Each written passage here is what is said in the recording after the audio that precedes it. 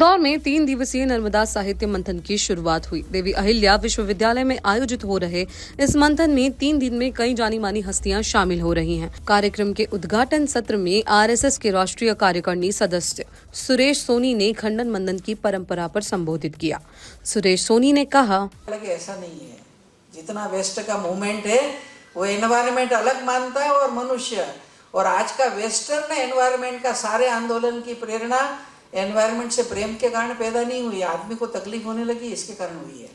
अगर हवा ठीक रहती तो पेड़ काटना बंद नहीं करते। जल का संकट खड़ा हो रहा है, प्रदूषण बढ़ रहा है तो चिंता हो रही है। आज जो सारे देश के अंदर पेस्टिसाइड के द्वारा अब जो अनाजों में फलों में जहर आ गया है, ये जो एक वैचारिक प्रदूषण अपने देश के अंदर आ गया है, वो एक बड़ा भारी चैलेंज है।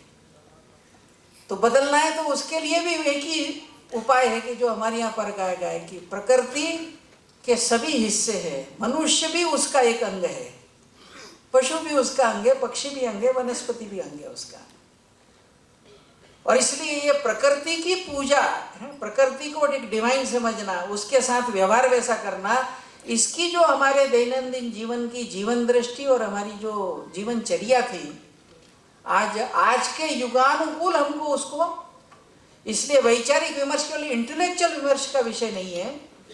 तो कुल मिलाकर ये वैचारिकी के साथ साथ समाज जीवन के व्यवहार के अंदर जितने प्रश्न हैं उन दिशाओं के अंदर आज बढ़ने की जरूरत है, समय की मांग भी है। और धीरे धीरे भारत एक दिशा भी पकड़ रहा है। G20 के माध्यम से देश को एक अवसर भी मिला, जब देश ने अपने सनातन विचार की विश्व के मंच पर घोषणा की, और इसलिए लोगो भी रखा वसुधैव कुटुंबकम, one earth, one family, one future.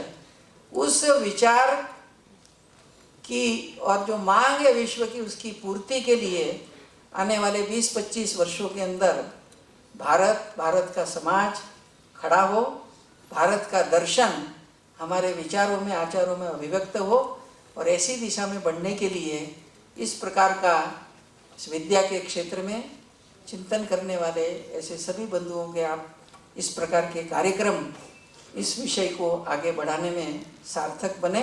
इस हेतु माँ नर्मदा का आशीर्वाद हम सब पर रहे, परमात्मा की कृपा रहे। इतना ही निवेदन करते हुए एक 10 मिनट थोड़े ज़्यादा ले लिए, उसकी क्षमा मांगते हुए मैं अपनी बात पूरी करता हूँ।